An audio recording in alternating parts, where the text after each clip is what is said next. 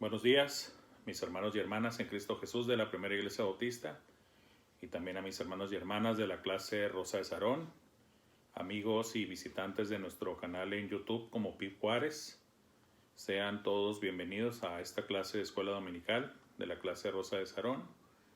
A nombre de nuestro hermano César Sánchez, titular de nuestra clase, y su servidor, el hermano Fernando Franco. Sean todos bienvenidos. Gracias por dejarnos entrar nuevamente en sus hogares por medio de estas clases virtuales. Y bueno, en este domingo ya vamos a tener nuestro primer culto presencial después de pues ya cerca de un año de pandemia, cuando menos en nuestro país, ahora en marzo. Y bueno, primero nos ponemos en las manos de Dios, que todo sea conforme a su voluntad y que todo resulte para bien, y especialmente, ya sea de manera virtual o presencial, que todo sea para la honra y gloria de nuestro santo Dios. Les damos las gracias y bueno, hoy en este domingo comenzamos nuevos temas de una nueva revista trimestral.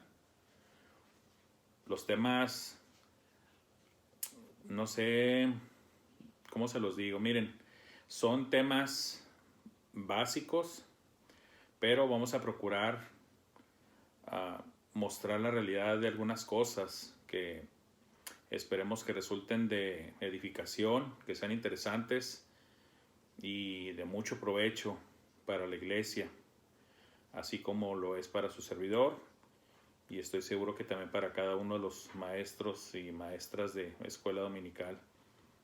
Y bueno, ¿de qué se trata el tema de esta serie que empezamos con revista? Bueno, son fundamentos del cristianismo.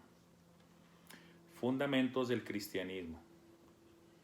Y antes de que alguien adelante juicio, tal vez, no lo aseguro, pero que diga, van a irse a lo básico otra vez. Bueno, déjenme decirles esto.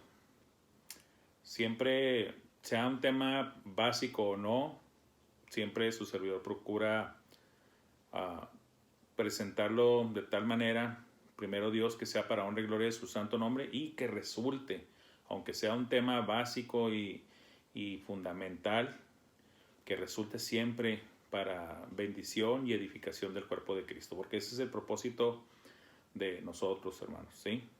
Pero déjenme decirles algo interesante. Los fundamentos del cristianismo y el tema específico de hoy, el subtema, disculpen que déjenme lo decir, el subtema, porque ustedes saben bien que siempre hay un tema principal y luego se divide en varias sesiones, cada una como un subtema. El subtema es la naturaleza de Dios. Y vamos a estar hablando de nuestro Dios y de manera muy particular acerca de su naturaleza como trino Dios, como un Dios trino. Un Dios que se nos presenta y se nos muestra a nosotros como tres personas. La Trinidad. ¿Saben ustedes que su servidor se siente sorprendido hasta cierto punto, lo voy a decir así, hasta cierto punto, de la información que muchas veces me toca leer o escuchar en las noticias, verlas en el internet? Pero esto debemos de saberlos todos y cada uno de los cristianos verdaderos.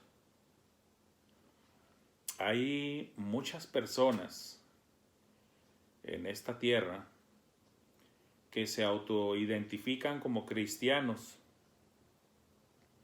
Tú les preguntas, les haces una encuesta sencilla y rápida y hay mucha gente que se autoidentifica como cristianos. Ahora, nosotros sabemos esta vieja historia, pero hay cambios y hay información nueva en esto que tal vez pareciera vieja historia.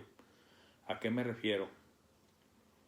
Bueno, siempre hemos sabido que hay gente que se identifica como cristianos y que realmente no lo son. Pero lo alarmante de las últimas encuestas, lo alarmante de las últimas estadísticas, basado en esas encuestas, obviamente, porque para eso son las encuestas, para recolectar información y tener datos que analizar. Y resulta que están perdidos,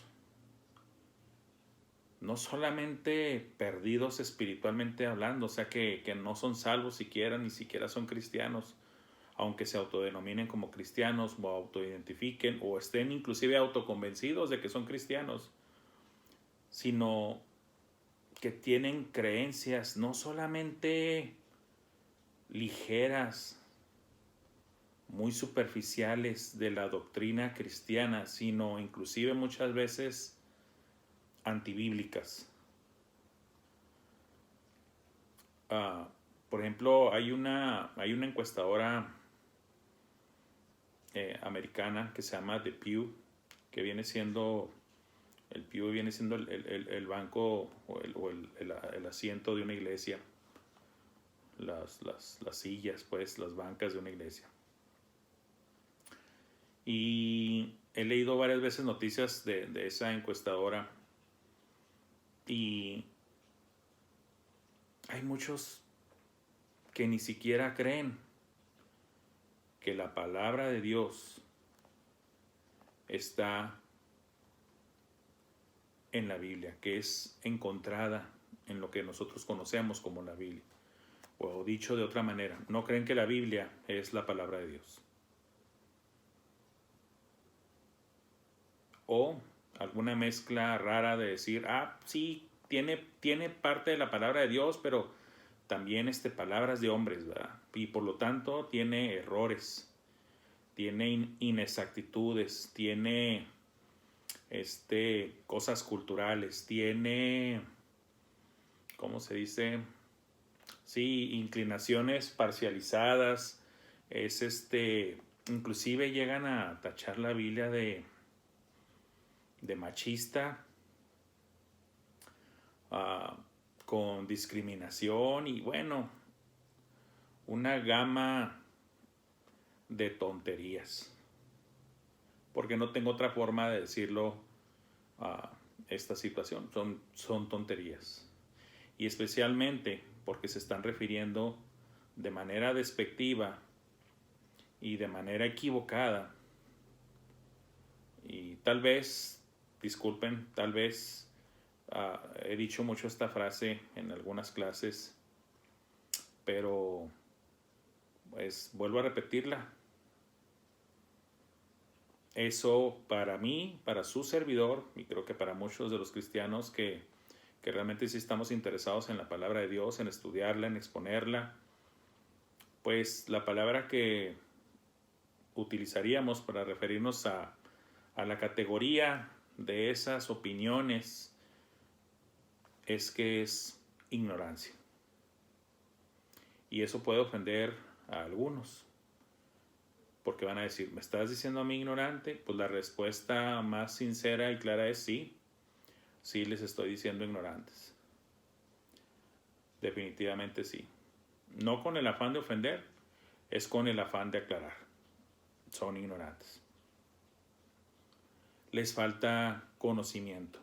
Ignoran la información, ignoran el conocimiento.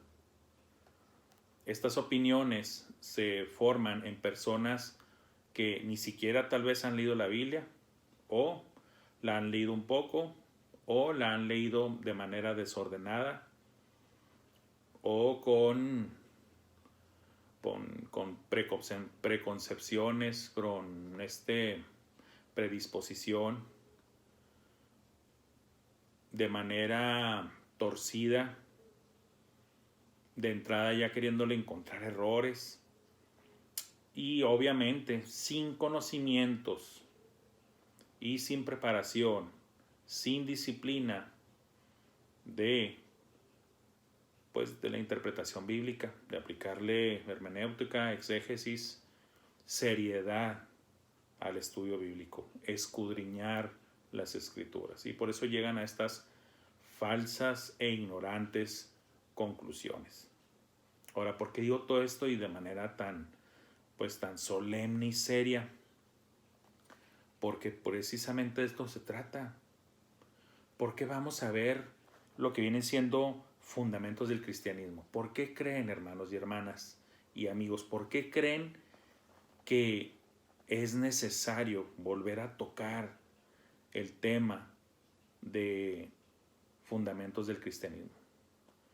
Pues porque precisamente las encuestas, la información real recopilada de empresas serias, lamentablemente eso es lo que muestra, que hay desconocimiento, mucho desconocimiento de la palabra de Dios. Puse nada más en sí el ejemplo de que piensan en sí de la Biblia, pero de ahí se derivan muchos otros errores que como cristianos deberíamos de tener muy fácilmente reconocidos y conociendo y sabiendo de manera muy ya natural cuál es nuestra postura, por ejemplo, en cuanto a temas de la sexualidad, del matrimonio, del aborto, etcétera, etcétera, etcétera. Y la realidad es que, como les menciono, está lleno en varios países, está lleno de gente que se autoidentifica como cristianos y sin embargo están haciendo activismo a favor del aborto, a favor de grupos con todas las letras del abecedario para autoidentificarse. Ustedes saben bien a quién me refiero. Casi tienen todas las letras del abecedario. Son simplemente perversiones. Ellos le llaman de otra manera, pero son perversiones, punto. Y no lo digo yo, lo dice la palabra de Dios. Es Dios quien lo dice. Recuerden que se lo he dicho varias veces a ustedes. Yo no soy el inventor de conceptos. Yo no soy la idea original. Yo simplemente soy un siervo de Dios repitiendo, dando a conocer, predicando, pregonando, enseñando lo que la palabra de Dios ya dice. ¿Sí? No somos los que somos maestros de escuela dominical, los hermanos que son pastores, misioneros, evangelistas. No estamos sacando ideas propias, no debería de ser así. Hay unos que sí lo hacen. Son falsos siervos de Dios, falsos pastores, falsos predicadores, falsos misioneros y unos hasta desfachatadamente se dicen apóstoles, etcétera, etcétera, con un fin de lucrar con las personas que no tienen conocimiento de la palabra de Dios y que pueden ser fácilmente engañadas. Y eso Cristo lo anticipó como profecía en su palabra: y harán mercadería de vosotros, teniendo comezón de oír, porque la gente tiene ganas de oír, la gente tiene esa necesidad, esa sed de Dios, pero no saben qué es eso. Y tratan de llenar ese vacío, esa sed, y lo llenan con otras cosas del mundo, pero no con lo que deberían de llenarlo. Y en este caso sería de Dios, llenarlo de Dios. Bueno, habiendo dicho todo esto como introducción,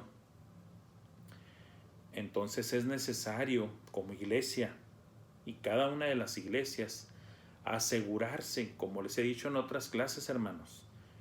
Lo he dicho y recuerden cuando te que lo repito esta frase. ¿Cuál frase? La de que no debemos caer en el gran error de asumir las cosas. Cometemos muy frecuentemente ese error. También su servidor lo ha cometido. Asumir cosas. No se deben de asumir las cosas. No se deben de asumir. No debemos de asumir que todos entienden y comprenden exactamente lo mismo, que todos saben cuáles son los fundamentos de la palabra de Dios. El tema de hoy, la naturaleza de Dios, específicamente la Trinidad.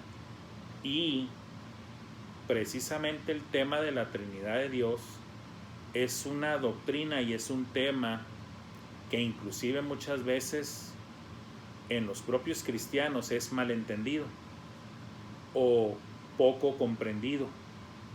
Es un tema retador, es un tema algo se podría decir con cierto nivel de dificultad cuando se explica por primera vez, segunda vez, pero está muy claro en la palabra de Dios.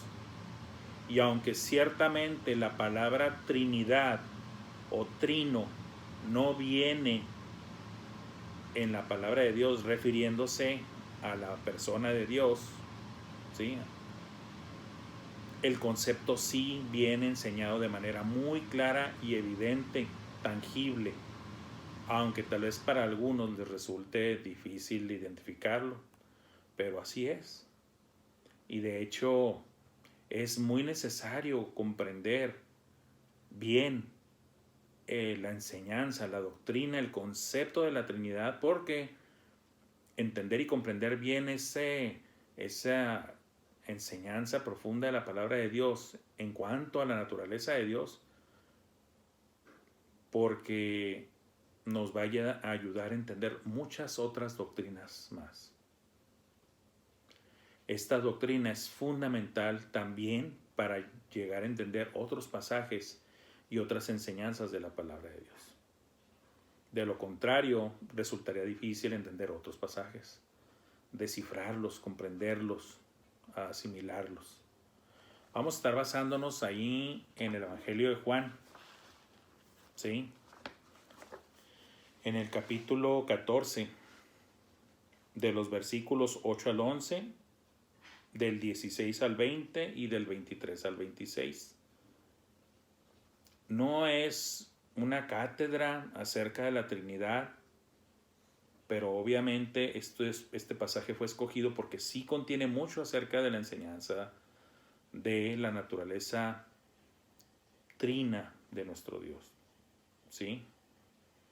¿Qué es la Trinidad en sí? Es la enseñanza de que hay un solo Dios, no varios dioses, no múltiples dioses, sino un solo Dios, pero, aquí cabe la palabra pero, que se ha manifestado a la humanidad en tres diferentes personas. Se ha mostrado al hombre a través de tres diferentes personas. Por eso lo de la Trinidad. Un solo Dios, en esencia, un solo Dios, pero mostrándose, dándose a conocer,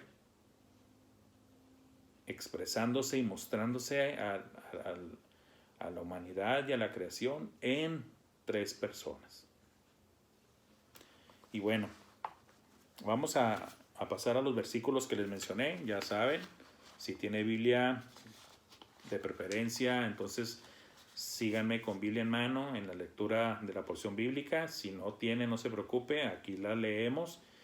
Si usted, vamos a decirlo así, no quiere distraerse entre en lo que encuentra el pasaje y lo ubica y no quiere perderse nada de la enseñanza, bueno, entonces póngale mucha atención cuando hacemos lectura de la porción bíblica, porque siempre lo más importante de estas clases siempre es la palabra de Dios, no la palabra de nosotros los hombres, ¿sí?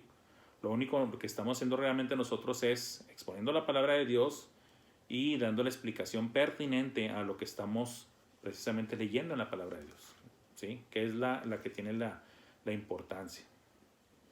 Dice Juan 14, del 8 al 11, dice así la palabra de Dios. Felipe le dijo: Señor, muéstranos al Padre, y nos basta. Jesús le dijo: ¿tanto tiempo hace que estoy con vosotros y no me has conocido, Felipe? El que me ha visto a mí, ha visto al Padre. ¿Cómo pues dices tú, muéstranos al Padre? ¿No crees que yo soy en el Padre y el Padre en mí? Las palabras que yo os hablo, no las hablo por mi propia cuenta, sino que el Padre que mora en mí, Él hace las obras. creedme que yo soy en el Padre y el Padre en mí. De otra manera, creedme por las mismas obras. Obviamente, cuando ya estamos aquí en Juan 14, ya pasó el grueso del tiempo del ministerio de nuestro Señor Jesucristo en la tierra con sus apóstoles, entre ellos aquí Felipe. Cristo siempre enseñándoles, mostrándoles, manifestándoles a sus apóstoles, a su círculo más interno. Los apóstoles eran 12, el círculo que seguía de ahí, que conocemos basados en la Biblia, era como un grupo de 120 personas. Y de ahí el otro círculo de la cantidad de gente que rodea a Jesús, como 500. Y luego ya sabemos que después fue creciendo a los miles, ¿sí? En el propio ministerio de Jesús, no solamente ya después cuando se da el crecimiento exponencial de la iglesia de Jerusalén en el primer siglo, sino recuerden que en varias ocasiones identificadas en la Biblia 2, en las que de forma masiva Jesucristo les dio palabra y les dio alimento físico, vianda, a las personas, mencionándose en una ocasión 5,000 varones y en otra 4,000, sin contar mujeres y niños. Y muchas veces nos da temor, tal vez, déjenme lo digo así, tal vez hasta por incredulidad, por temor a ser exagerados o caer en el error de asumir algo. Pero aquí es correcto arriesgarse y tiene base para decirse que al mencionar que nada más eran 4,000 o 5,000 varones en los dos diferentes pasajes, sí tenemos que asumir definitivamente que habían de ahí fácil de arriba de 15,000, entre 15,000 y 30,000 personas. ¿Por qué?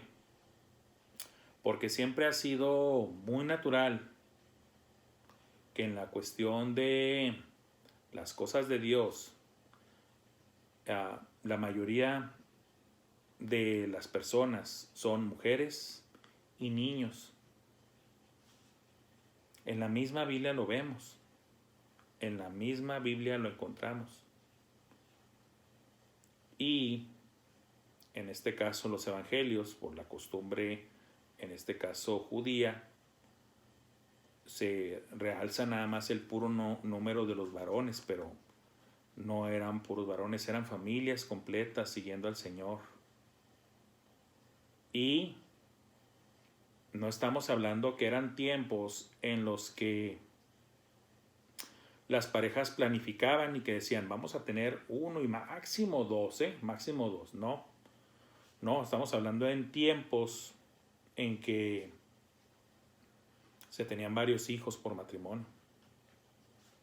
No estamos diciendo que estaba como regla todas y cada una de las familias completas ahí, pero de que sí, cuando menos, de que había varios miembros de cada familia representados ahí por esos varones mencionados en número. Entonces sí, estamos hablando de grandes multitudes, ¿sí? Estamos hablando de que en esas ocasiones es como si Jesús hubiera llenado cuando menos un par de veces un estadio, ¿sí? Si quieren así algo más o menos visible y actualizado, pues quiero pensar que a lo mejor no sé mucho de este dato, pero me quiero imaginar que tal vez como si estuvieran en el estadio de fútbol, bueno, no los estadios de béisbol, tal vez, con esa cantidad de público. Pero aquí es en el grupo interno de Jesús, y no el más interno, que siempre sabemos que siempre fue Pedro, Juan y Santiago. No, aquí están incluidos los otros, y aquí el que menciona esto es Felipe, Pero ¿de qué se trata esto? Que Cristo siempre estuvo enseñe, repite, porque era uno de los métodos del Señor Jesucristo, la repetición, sobre todo de las cosas muy, muy importantes.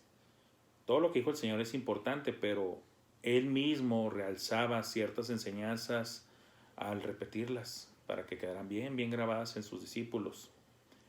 Y Jesús, de la manera que le responde aquí a Felipe, es en una forma como de reclamo, como decirle, ¿cómo es posible que a estas alturas me estés preguntando esto?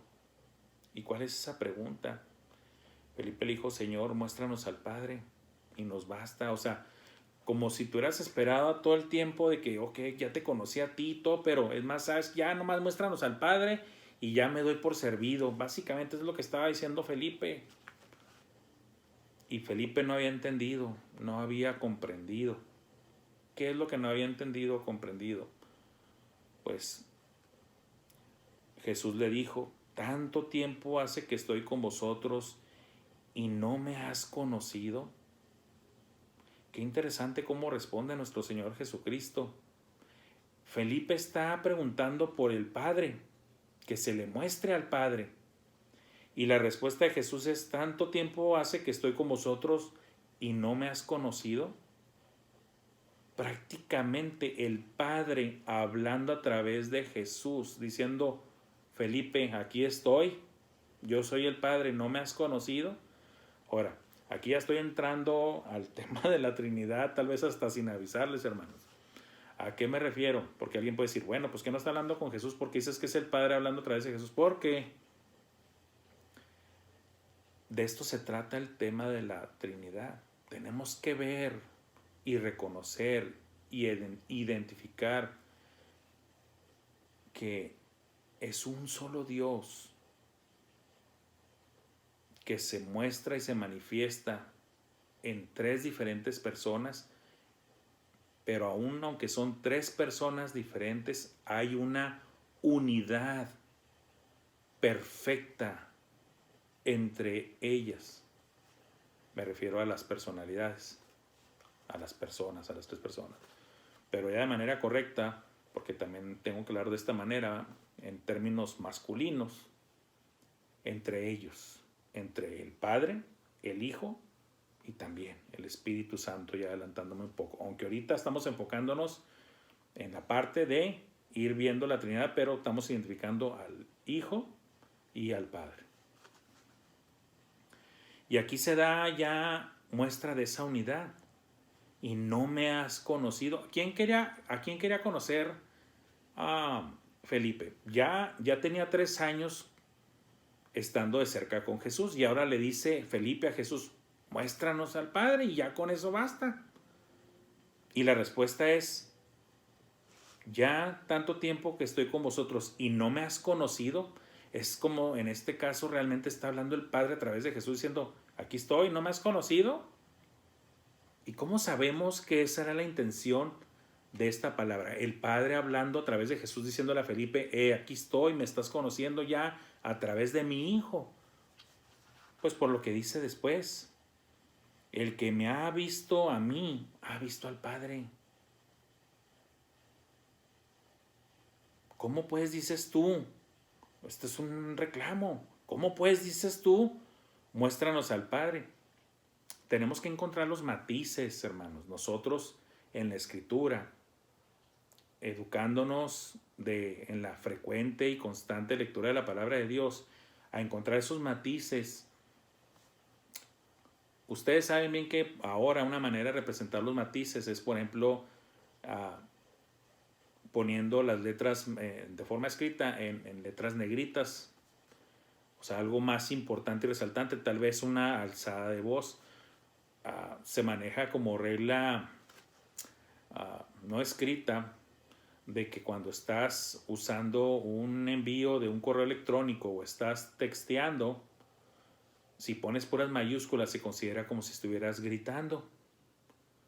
Bueno, a eso me refiero. Hay que, aunque aquí no se cambia mayúsculas y minúsculas o a negritas, pero el poner atención al relato de cómo están sucediendo las cosas, uno debe entender aquí de manera inmediata que cuando dice, ¿cómo pues dices tú? Muéstranos al Padre. Pues ese en un poquito de tono como lo estoy haciendo yo precisamente, ahorita, como regañando, como que no te explicas cómo es posible que esté haciendo esa petición. Ahora, entendamos, y esto ha sido explicado por nuestro pastor y por otros hermanos o en otras clases, de que para entender pasajes bíblicos y entender de pues cuándo han sido apariciones realmente de Dios el Padre, de Dios el Hijo y de Dios el Espíritu Santo, y de que no entre la confusión de que pues es que la palabra se contradice. Y miren, el que quiere encontrar contradicciones las va a encontrar precisamente por su falta de estudio serio, y una de ellas puede ser fácilmente topársela, como la decir, mira, aquí hay un pasaje en el que dice que a Dios nadie la ha visto jamás, y también acá hay otro pasaje que dice que si alguien ve a Dios moriría. ¿Y cómo es posible que aquí el personaje dice, he visto a Dios? Hablando de pasajes conocidos en la Biblia, como cuando Jacob enfrenta al ángel y le cambia el nombre de Jacob a Israel, y que sabemos que él dice, bueno, es que he peleado con Dios. Y cuando otros personajes bíblicos también igualmente, bueno, eso como les digo, nuestro pastor lo ha explicado y en otras casas ya se los han explicado y aquí se los explico yo. Es precisamente parte de la enseñanza de la Trinidad. Dios el Padre, hay pasajes en los que ha sido descrito porque lo han visto, y usted puede decir, ¿cómo vivieron esas personas? Bueno, es que esas personas que lo vieron fue en visiones, ¿sí? Fue en visiones, como por ejemplo cuando lo vio Ezequiel, ¿sí? Cómo describe la escena celestial, o como cuando lo ve Juan en Apocalipsis. La clave está que te dicen, yo estaba en el Espíritu, o fui arrebatado, o tuve esta visión, o tuve este éxtasis. Porque no hay carne que soporte la presencia de Dios, no podríamos soportarlo, ¿sí? Pero sabemos y entendemos que la segunda persona de la Trinidad, que en este caso es Cristo Jesús, se manifestó también en el Antiguo Testamento de forma corpórea, la persona de el Hijo. El Hijo es Dios, ¿sí? Pero en la persona que a él le toca, él sí se ha podido mostrar de manera corpórea desde el Antiguo Testamento. ¿Y cómo sabemos que ha sido Jesús? Alguien puede decir, hermano, eso usted lo está inventando. Jesús aparece hasta en el Nuevo Testamento, cuando nace de niño y todo. No. Cristo mismo lo aclaró y lo dijo. Cuando precisamente habló de Abraham, él dijo que Abraham ya lo había visto. Y así lo entendieron sus oponentes, pero no lo comprendieron.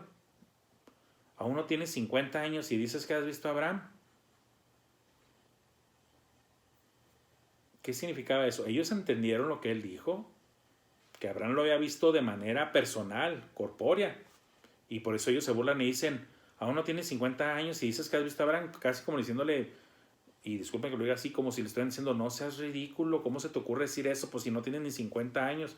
No entendieron, no comprendieron, no reconocieron que él era Cristo, el Hijo de Dios, la segunda persona de la Trinidad, el ángel de Jehová. No lo reconocieron. Estaban velados sus ojos o simplemente endurecidos sus corazones. ¿Por qué digo esto? Porque hay otros que sí lo reconocieron, como Pedro. Tú eres el Cristo, el Hijo del Dios viviente. ¿Quién se lo reveló? El Espíritu Santo. ¿Qué significa? Que estas otras personas no tenían el Espíritu Santo. Tenían un corazón duro, sí, eso sí, pero el Espíritu Santo no. Y ahorita vamos a tocar ese tema también. Pero es muy interesante ver que aquí Cristo, en su paciencia y en su amor, se está tomando el tiempo de explicarle a Felipe, si me has visto a mí, si me has tratado a mí, si me has conocido a mí, has conocido y tratado y palpado al Padre. Estamos hablando de la presencia de Dios como la del Padre, que es espíritu y que no pueden llegar a Él los... No, estás hablando de su esencia, de su persona, de su pensar, de su ser, a través de la persona de Cristo. Una misma mente, un mismo pensamiento, una unidad. Una unidad. ¿No crees que yo soy en el Padre y el Padre en mí? Esto está hablando de esa unidad. ¿No lo crees? ¿De plano no te das cuenta que somos el mismo? Las palabras que yo os hablo, no las hablo por mi propia cuenta, sino que el Padre que mora en mí, Él hace las obras. Ojo, vuelvo a repetir esta frase. Las palabras que yo os hablo, no las hablo por mi propia cuenta. ¿Recuerdan que les dije ahorita que cuando Cristo dijo, tanto tiempo hace que estoy con vosotros y no me has conocido, Felipe? Les dije, ¿recuerdan que les dije, es el Padre hablando a través de Cristo? ¿Y cómo sé que es el Padre hablando a través de Cristo? Por lo que dice aquí más adelante y le acabo de leer. Las palabras que yo os hablo, no las hablo por mi propia cuenta. Cristo aquí lo está reconociendo. No soy yo el que está hablando, es el Padre en mí. Por eso sé que es el Padre el que le contestó a Felipe. Y sobre todo por la frase que usa. Y no me has conocido, vuelvo a repetir, ¿por quién preguntó Felipe? Por el Padre. ¿Quién le está contestando? ¿Y no me has conocido? Obviamente es el Padre el que está diciendo eso, en la persona de Cristo. Yo sé que puede resultar confuso esto que estoy diciendo, hermanos, pero hay que tener fe. Porque les digo una cosa, esto es, ya me estoy adelantando diciéndoles esto, pero se los digo de una vez. Hay que tener fe. ¿Por qué digo que hay que tener fe? Porque si recuerdan les dije, sí, hay cosas que en ocasiones son difíciles, no tan fáciles de comprender, de digerir, de asimilar, como precisamente la enseñanza de la Trinidad. Pero sí podemos llegar a entenderlas en un plano pues aceptable. Y cuando nuestra mente sea sobrepasada, hermanos, acéptelas por fe, porque Dios no miente. En pocas palabras, si Dios le dice algo a usted en su palabra y usted no logra, o sea, que lo entiende, pero que no lo comprende, porque eso es algo diferente. Una cosa es entender algo y otra es comprenderlo. Otra es tenerlo completamente o 100% asimilado. No, hay cosas que sí logramos entender, pero que entre más profundizamos, nos sobrepasa. Bueno, acéptalas por fe, sabiendo que tu Dios no miente, que si tu Dios dice esto es así, aunque tu mente no alcance a entenderlo, como por ejemplo el amor de Dios.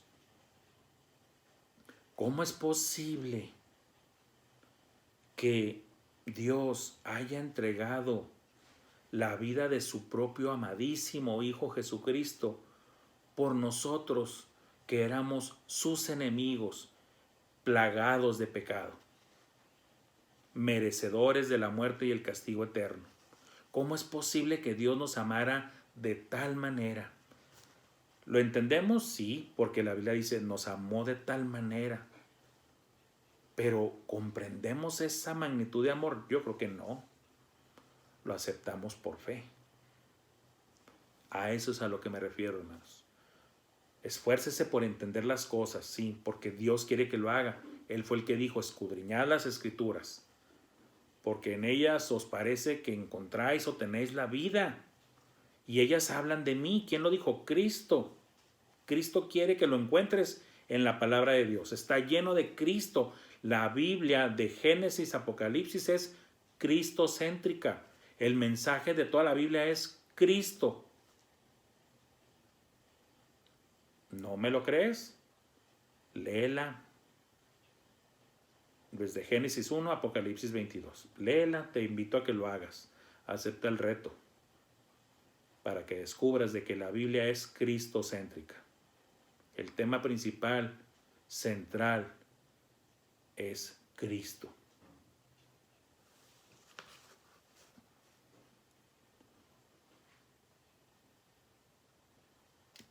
creedme que yo soy en el Padre y el Padre en mí. De otra manera, creedme por las mismas obras. En otras palabras, Cristo está diciendo, si se te hace difícil creedme simplemente con las palabras, recuerda todo lo que he hecho, todos los grandes milagros y las grandes manifestaciones sobrenaturales que he hecho. Y como le dijeron inclusive algunos a Jesús, sabemos que vienes de Dios porque ningún hombre que no venga de parte de Dios puede hacer esas señales que tú haces. Las señales de Cristo eran el certificado de que Él era quien decía ser el Hijo de Dios. ¿Sí? Y aquí inclusive podría desviarme a otro tema bien fascinante, que es cómo sabemos que hay dones ya no operantes, pues porque tuvieron nada más su función durante la propagación del mensaje original del Evangelio.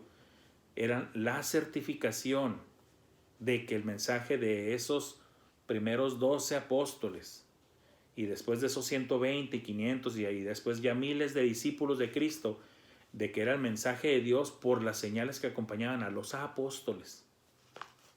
Eran una certificación. Y Cristo es lo que está diciendo aquí, ¿verdad? Creedme por las mismas obras. Si no crees a las palabras, ¿verdad? Entonces creedme por las mismas obras. Ellas certifican de que lo que te estoy diciendo es así, de que el Padre está en mí. ¿Sí? Bueno. Y no se me asusten, hermanos. Ya prácticamente ya profundicé en las otras partes del pasaje que vamos a seguir viendo y básicamente es volviendo a resumir lo que viene aquí.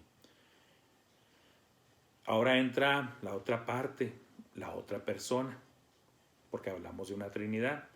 Y yo rogaré al Padre y os daré otro consolador para que esté con vosotros. Esto es en Juan 14 del 16 al 20. Nos estamos brincando ya unos versículos, hermanos, ¿sí? Juan 14 del 16 al 20. Y yo rogaré al Padre y os dará otro consolador. Otro. Si dices que es otro, es que ya había uno. ¿Y quién era el consolador? Cristo es el consolador. Pero al irse Él, ¿verdad? El Padre os dará otro consolador, otro paracletos, para que esté con vosotros para siempre. Pongan mucha atención a estas palabras, hermanos, aunque yo se las voy a explicar, pero llamo la atención al texto. Y yo rogaré al Padre y os dará otro consolador para que esté con vosotros para siempre. Recalco, para siempre. El Espíritu de verdad, al cual el mundo no puede recibir porque no le ve ni le conoce. Pero vosotros le conocéis porque mora con vosotros y estará en vosotros. Vuelvo a repetir, porque mora con vosotros y estará en vosotros. No os dejaré huérfanos, vendré a vosotros. Todavía un poco y el mundo no me verá más, pero vosotros me veréis. Porque yo vivo, vosotros también viviréis. Aquí Cristo está justificando muchas cosas y está haciéndoles llamar la atención a estos textos, a estas palabras de Él. Porque yo vivo, vosotros también viviréis. En aquel día vosotros conoceréis que yo estoy en mi Padre y vosotros en mí y yo en vosotros. Qué profunda enseñanza viene aquí en la palabra de Dios. Ya no solamente también está hablando de la tercera persona Trinidad, sino que nos está metiendo a nosotros también en la ecuación. Por eso en otra parte de la Escritura dice que somos partícipes o participantes de la naturaleza divina. Ahora, no me malentienda, aquí no estamos como el loco de Cash Luna inventando tonterías, ¿verdad? Y diciendo que nosotros somos dioses, no. Al decir que somos participantes de la naturaleza divina es que tenemos parte de... ¿Y cómo es eso? Porque Dios, el Padre, Dios, el Hijo y Dios, el Espíritu Santo, vienen a morar en nosotros. El Espíritu Santo también está claro en las Escrituras del Antiguo Testamento. ¿Sí? También. Vuelvo a repetirlo. Lo invito a leer y estudiar la palabra de Dios desde Génesis, Apocalipsis, para que vea y entienda que esto es así. El Espíritu Santo, aún inclusive así por ese nombre. Estamos muy acostumbrados a identificarlo así en el Nuevo Testamento, pero también viene así en el Antiguo Testamento. ¿Qué pasaba antes con el Espíritu Santo? Bueno, el Espíritu Santo siempre ha estado ahí. Por ser precisamente Dios, tiene todas las cualidades y atributos de Dios. Dios es uno solo. Y todos los atributos de Dios en la Escritura van a ser identificados y atribuidos tanto a la persona del Padre, del Hijo y del Espíritu Santo. Por eso sabemos que es un solo Dios, pero en tres personas. ¿Sí? Un solo Dios en tres personas, vuelvo a repetir. El Espíritu Santo venía, lo vemos en el Antiguo Testamento, venía sobre las personas, sobre las personas. Creo que fue David el salmista el que dijo, y no quites de mí tu Santo Espíritu. No quites de mí tu Santo Espíritu. Ellos sabían, y hay varios pasajes en los que dice, y vino el Espíritu Santo sobre tal persona, y profetizó, e hizo esto, y hizo lo otro, y le dio fuerza, y lo fortaleció, y vienen varios pasajes así. El Espíritu Santo venía sobre las personas. Pero aquí Cristo está dando una enseñanza tremenda. La obra que Cristo está por hacer de tomar el lugar de los pecadores en la cruz y sufrir el maltrato, los golpes, la flagelación, la crucifixión y finalmente morir, pero también ser enterrado y resucitado. ¿Sí? Después de 3 días y 3 noches, lo voy a decir así para no caer en el error del tercer día, porque muchos entienden el tercer día a nuestro tiempo moderno, pero la Biblia enseña que el tercer día, la frase del tercer día nuestra no es la misma que la de la Biblia. En la Biblia es diferente. Si quieres saber dónde, se lo digo ya después, pero está localizable. ¿Sí? ¿Vamos bien? Cristo sabía que al completar su obra, y aquí está hablando inclusive de su resurrección y todo, pero está usando otros términos. Él sabía que algo maravilloso iba a suceder. ¿Qué es eso maravilloso? Y con esta maravilla, con esta cosa tan tremenda, está diciéndoselas a sus discípulos para que se les grabe y para que en ella encuentren fortaleza y ánimo, porque él sabía que venían tiempos difíciles. Él sabía que la experiencia de su crucifixión y muerte iba a ser un golpe tremendo para sus discípulos. ¿Cómo lo sabemos? Acuérdense, salieron dispersados, huyendo, con miedo. Pedro lo niega 3 veces. Judas lo entrega, lo traiciona, se ahorca y se cae y se despedaza. Todos esos detalles los encuentran estudiando todas las partes de la Biblia. Y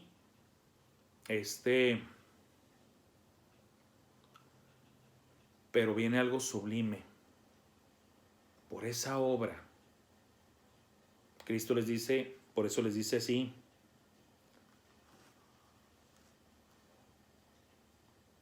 porque yo vivo, vosotros también viviréis. La resurrección de Cristo es también la garantía de que va a cumplir su promesa de darnos resurrección también a nosotros. Y volviendo al punto de la promesa sublime, ya el Espíritu Santo, el otro consolador, ya no solamente va a venir para estar con vosotros, que es lo que les leí ahorita en forma recalcada, sino estará en vosotros. En vosotros. Vuelvo a leerlo y a repetirlo rápido porque no quiero perder esto. Y yo rogaré al Padre y os dará otro consolador. ¿Quién es ese otro consolador? El Espíritu Santo. Para que esté con vosotros, ¿cuánto tiempo, hermanos? Para siempre. En el Antiguo Testamento, el Espíritu Santo iba y venía de sobre las personas. Lo tenían un ratito y luego se iba. David sabía y reconocía esto y por eso él clamaba que no se fuera de él su Santo Espíritu. No quería David que se fuera de él el Espíritu de Dios.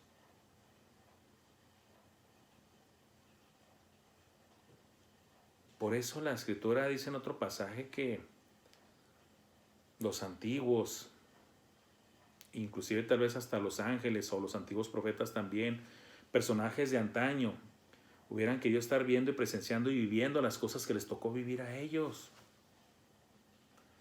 A los antiguos santos les tocó nada más, a los que eran santos, de que el Espíritu Santo viniera ocasionalmente sobre la persona de ellos. Pero la promesa aquí de Cristo es de que para que esté con vosotros para siempre, y ya no solamente con vosotros, sino en vosotros. El Espíritu de verdad, el cual el mundo no puede recibir porque no lo ve ni le conoce, pero vosotros le conocéis porque mora con vosotros y estará en vosotros, morando en tu persona y de manera permanente, para siempre. ¡Qué gran bendición! Inmerecida, hermanos. Esto es parte del don de Dios. Porque dice la palabra de Dios que de nosotros brotarán fuentes de agua de vida. ¿Cuáles son esas fuentes? El Espíritu Santo. Él es la vida. Y usted puede decir, hermano, Cristo dijo que Él era la vida. Vuelvo a repetirlo, hay un solo Dios. Y todos los atributos de Dios nada más es en Dios. Y se atribuyen al Padre, al Hijo y al Espíritu Santo. Ese pasaje que habla de que vosotros botarán fuentes de agua de vida, se refiere es una profecía del Espíritu Santo viniendo a morar en nosotros, en nuestro interior, en nuestra persona. ¿Cuánto, hermano y hermana y amigo? Para siempre, para siempre. Siempre ya va a estar contigo el Consolador. Por lo tanto, no vas a quedar huérfano. Siempre ya va a estar contigo el Consolador, el otro Consolador. Yo te consolaba, viene otro Consolador. ¿Y qué crees? Va a estar contigo para siempre. Por eso también es la garantía de la salvación nuestra, porque Él es las arras, Él es la promesa, Él es el compromiso, Él es la garantía de nuestra salvación, porque está en nosotros. ¿Para cuándo? Para siempre. Para siempre. No os dejaré huérfanos, vendré a vosotros. Todavía un poco y el mundo no me verá más. Está hablando aquí de que Cristo pues va a morir y el mundo ya va a dejar de verlo porque hasta lo van a crucificar y enterrar. Pero vosotros me veréis. ¿Cuándo? Pues Cristo se les volvió a presentar a ellos después ya de resucitado. Por varios días. 40 días si no me equivoco. No quiero equivocarme, pero creo 40 días. Porque yo vivo, vosotros también viviréis. Ya lo expliqué esto. En aquel día vosotros conoceréis que yo estoy en mi Padre y vosotros en mí y yo en vosotros. Ahí van a ver la unidad que hay entre nosotros. ¿Por qué? Porque quien te lo va a revelar y hacer entender de manera perfecta es el autor de la Biblia. ¿Quién es el autor de la Biblia? El Espíritu Santo. Los hombres nada más fueron escritores, pero la inspiración vino del Espíritu Santo a todos y cada uno de esos hombres que escribieron la palabra de Dios. ¿Cómo lo sé? Porque Cristo también lo dijo en otro pasaje. Él los hará y les enseñará todas las demás cosas que no tuvo Jesús el tiempo de enseñarlas, se las iba a enseñar el Espíritu Santo. Y lo que Jesús les enseñó, el Espíritu Santo se iba a encargar de recordárselos. Acuérdense, el Espíritu Santo guía, enseña, inclusive muchas cosas más, ¿verdad? Vamos a la última parte ya, hermanos, que es en Juan 14, 23 al 26. Juan 14, del 23 al 26. Permítanme.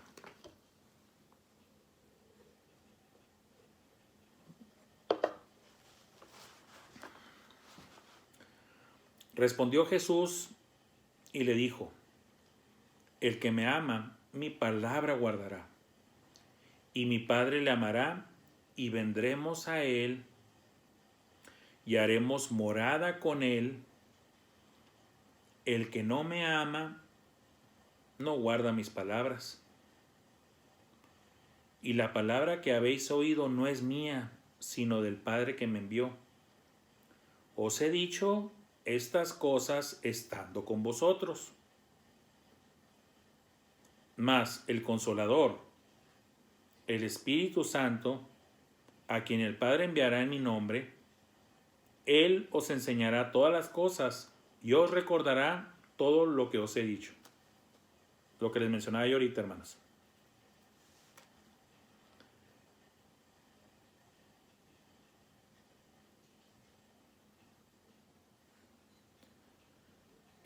Hay un tema que se llama la perseverancia de los santos. Este tema está atado a quiénes son realmente los verdaderos salvos. Y muchas veces es malinterpretado y mal enseñado.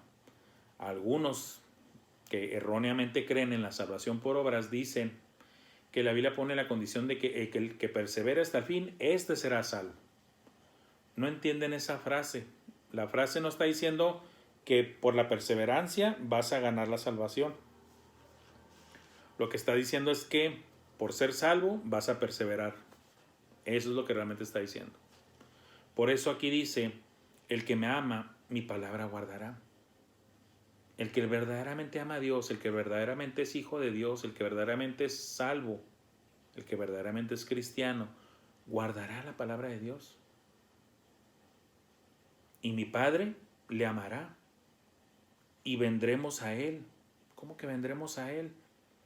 Pues ya habías dicho en los pasajes anteriores que el que vendría sería el Espíritu Santo y estaría con nosotros para siempre. ¿Por qué dices ahora que y mi Padre le amará y vendremos a Él? Está hablando Cristo. Dice, vamos a venir yo o el Padre y yo y haremos morada con Él. ¿Con quién? Con el creyente. Pero espérate, ya estaba el Espíritu Santo prometido, pues a eso estoy hablando. Vas a tener la presencia de Dios en tu vida. Pero Dios es 3 personas. Vas a tener el Espíritu Santo, vas a tener al Padre y vas a tener al Hijo. Y estas enseñanzas, hermanos, tan profundas, que muchas veces, y me incluyo, yo me incluyo, claro que sí, muchas veces no valoramos, hermanos. Vemos esas espectaculares historias reales, verdaderas, genuinas, de la grandeza de Dios en el Antiguo Testamento, desde la creación misma, en la salvación del pueblo de Israel, en el control y dominio sobre todas las demás naciones. Hermanos y hermanas y amigos,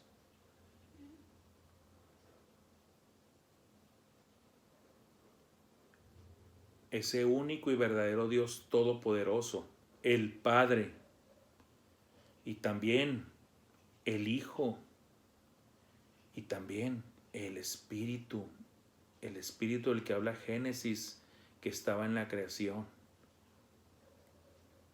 están morando en tu persona y en la mía, hermano.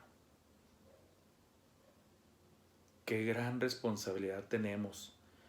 El Dios Todopoderoso, el Trino y Uno Dios, no solamente el Espíritu Santo, hermanos, Dios el Padre y Dios el Hijo están morando en nosotros. Por eso nuestros cuerpos, hermanos y hermanas, son templo del Espíritu, porque vienen a morar en. Así como la gloria de Dios venía sobre el templo que construyó Salomón y sobre el tabernáculo durante los 40 años en el desierto, y también antes de que construyera Salomón el templo estaba el tabernáculo también, y también la gloria de Dios descendía sobre el tabernáculo y ahí se estacionaba. no podían acercarse, no podían entrar los hombres, los únicos eran contados los que estaban permitidos acercarse, Moisés y Aarón.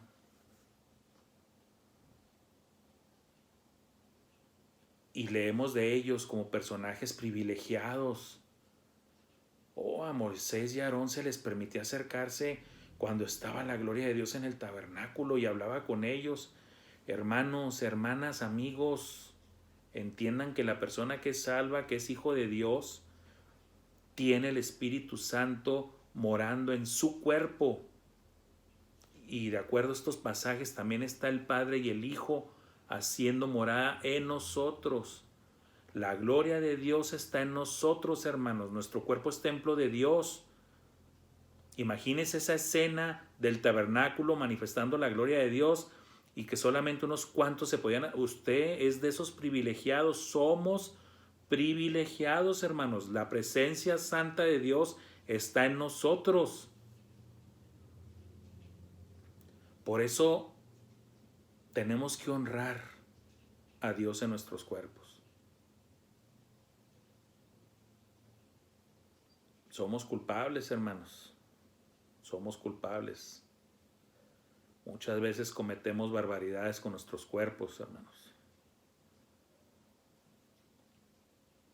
No se espera de nosotros que estemos involucrados en ningún tipo de fornicación, en ningún tipo de porneia, que es la palabra raíz para todas esas palabras como pornografía, fornicación, adulterio, lascivias, ya ni siquiera mencionar sodomía, homosexualismo, transgenerismo, todas esas cochinadas.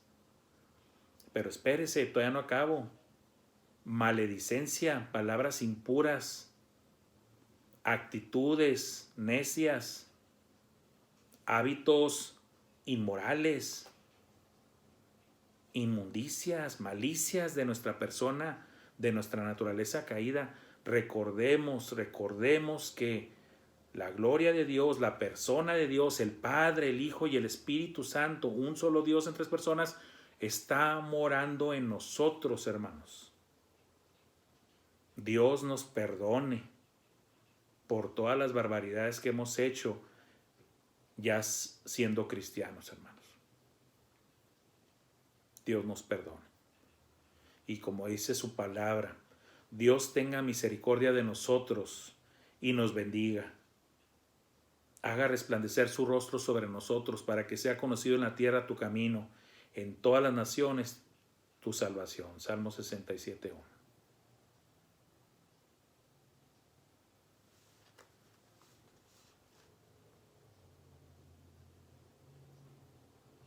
Mas el Consolador, el Espíritu Santo, a quien el Padre enviará en mi nombre, Él os enseñará todas las cosas y os recordará todo lo que yo os he dicho. Y lo cumplió. Por eso tenemos la palabra escrita. Por eso tenemos los evangelios. Porque Dios no miente. El Espíritu Santo cumplió. Les enseñó y les hizo recordar todas las cosas y les dio instrucciones para que las escribieran. Y para que nosotros, cerca ya de 2000 años después, pudiéramos tenerla entre nuestras manos, entre nuestros dedos, la santa y preciosa palabra de Dios, preservada por Él mismo, a través de la persona del Espíritu Santo, cumpliendo su propia palabra, diciendo, Él les hará recordar todo lo que les enseñé, y aún más, porque Cristo también declaró que había muchas más cosas por enseñar, pero le faltó el tiempo, porque su ministerio estaba medido. Pero dijo, no me voy a quedar corto, voy a enviar al otro Consolador. El Padre enviará al otro Consolador y Él los hará recordar y Él les enseñará todas las cosas. Dios siempre actuando, hermanos, en la Trinidad. Siempre, desde el Antiguo Testamento, el famoso hagamos al hombre a nuestra imagen y conforme a nuestra semejanza. Ese hagamos es Dios el Padre, el Hijo y el Espíritu Santo hablándose a sí mismo en la pluralidad de las tres personas. No como algunos malinterpretan y dicen es Dios y los ángeles. Dios diciéndole a los ángeles hagamos. Los ángeles no son creadores. son criaturas, no pueden crear, nada más Dios puede crear. Por lo tanto, esa interpretación, testigos de Jehová, entiéndanlo, está equivocada. Y ese pasaje en la Torre de Babel de que descendamos y confundamos, plural, es Dios hablándose a su pluralidad en tres personas. El nombre de Dios en el Antiguo Testamento, Yahweh, Elohim, Elohim está en plural, no significa dioses, significa pluralidad en Dios. ¿Cuál pluralidad? La Trinidad, el Padre, el Hijo y el Espíritu Santo. La Trinidad viene muy clara también. Si te pones a estudiar en serio, viene también en el Antiguo Testamento. Y de manera también muy explícita en varios pasajes del Nuevo Testamento.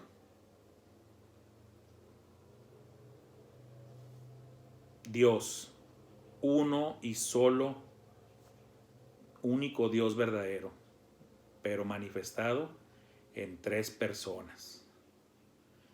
Bendita Trinidad. ¿No decimos eso en el canto, hermanos?